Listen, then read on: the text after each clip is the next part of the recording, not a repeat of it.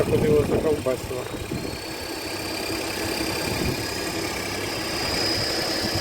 Вот такой вот свист какой-то непонятный.